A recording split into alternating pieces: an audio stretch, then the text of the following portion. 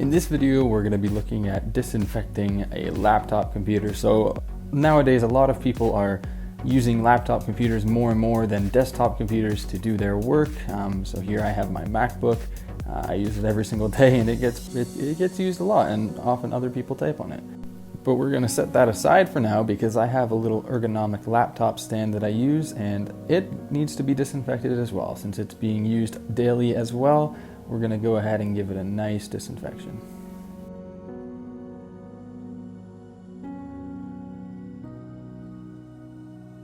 Once we're done with that, we're going to set that aside and we're going to move on to the actual computer itself.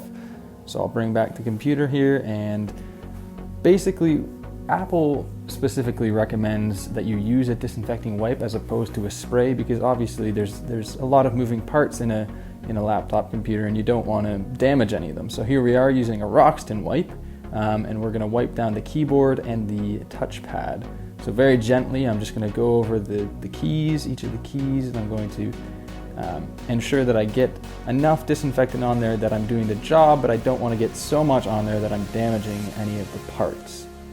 I'm also going to give the back side of the lid a little bit of a disinfection as well, because as you know, you close the lid, you touch it.